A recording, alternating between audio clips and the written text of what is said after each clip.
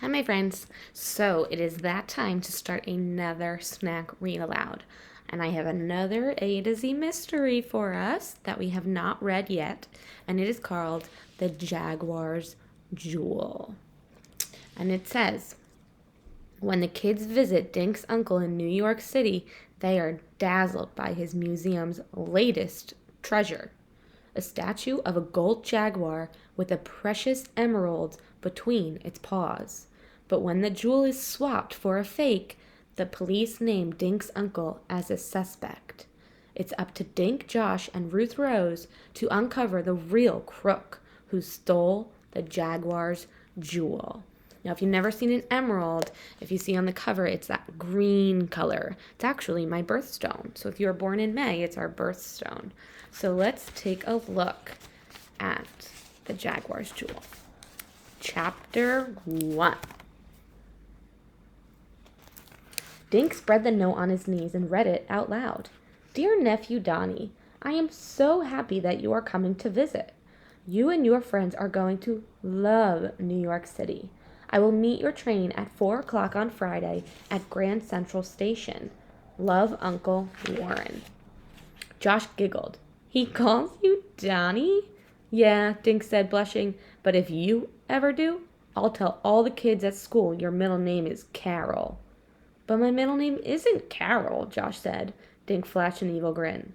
So? Guys, I think we're there, Ruth Rose said.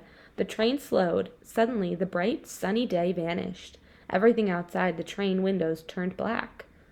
Hey, what happened? Josh cried. Dink laughed. We're in a tunnel, Josh, he said. Don't worry. Ruth Rose and I will protect you. The train slowed even more, then stopped. New York, Grand Central Station, the conductor called. Last stop. All passengers off. The kids grabbed their backpacks and followed the other passengers to the door. Watch your step, said the conductor. He helped the kids hop onto the platform. They found themselves standing in a concrete tunnel. The dust and soot coming up from under the train made Dink sneeze. Where do we go? Josh asked. My uncle said he'd meet us, Dink said. Maybe we should just wait here. All around them, people were hurrying along the platform. Dink stood on tiptoe, but he couldn't see his uncle anywhere. Is that him? Ruth Rose asked. She pointed to a short man in a gray suit. He was pushing toward them through the crowd. Dink jumped up and down and waved, Uncle Warren, here we are. Uncle Warren Duncan had white hair and a big smile. He carried an umbrella and wore a red carnation in his lapel. His lapel is kind of like the side of his jacket. His eyeglasses twinkled in the underground lights. Donnie, welcome, he said, beaming at the kids. How was your train ride? Are you hungry? We're fine, Dink said. The train was great and Mom packed sandwiches for us. Splendid, Dink's uncle gave him a big hug. And whom have we here? He asked, peering through his round glasses. Josh and Ruth Rose, Dink said. My best friends. Marvelous, Uncle Warren said, shaking their hands. Now let's go find a cab. Follow me.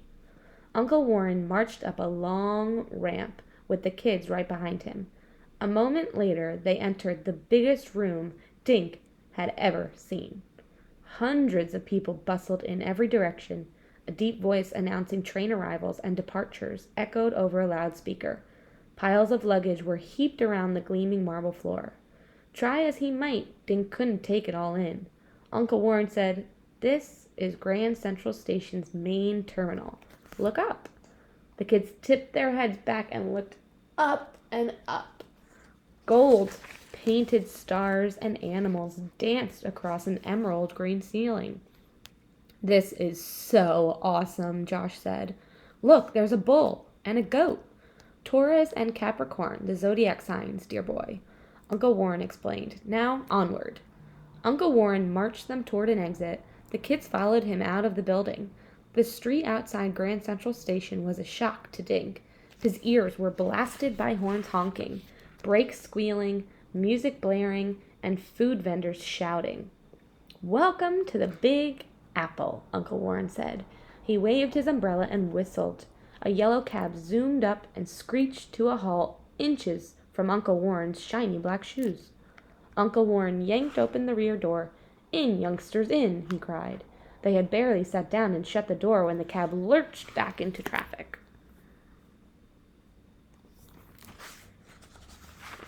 "Where to?" the driver asked over her shoulder. "Number 340 West 110th Street," Uncle Warren said. He turned to the kids.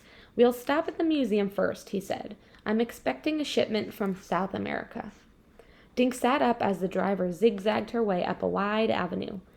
With his nose to the glass, Dink watched thousands of cars, taxis, buses, bikes, and people dodge one another.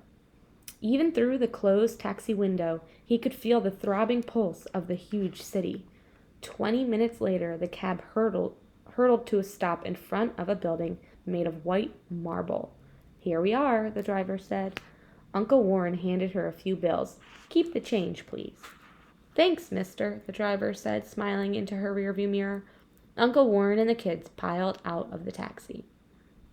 "This is where I work," Uncle Warren said. He pointed to a small brass sign next to the green door. The sign read, "The Porter Museum." Dink noticed that it was a lot quieter here. Trees stood in front of the buildings, and a few kids were drawing chalk pictures on the sidewalk. From a window across the street came the sound of someone playing a piano. Suddenly he heard a voice call out, "Warren, hello!" Dink saw a smiling man and woman standing in front of a small restaurant next to the museum. Behind them, a sign above a wide window read, "Le Petit Bistro." "Come, meet my friends," Uncle Warren said, heading toward the couple. He introduced the kids. "And this is John Paul and his wife Yvonne," Uncle Warren said. Uncle Warren pointed to the sign. "These lovely people own the best French restaurant in New York." "Hello," the man and woman said, smiling. "Nice to meet you," the kids said all together. Yvonne turned to Uncle Warren. "It came," she said. "A big, heavy box. 4 men carried it upstairs to your office." John Paul reached into his pocket. "I went up with them, then locked the door when they left," he said, dropping a key on a brass ring into Uncle Warren's hand. "What's in the box?" Dink asked. Uncle Warren winked. "Nothing much," he said. "Only priceless gold." We'll see you next time.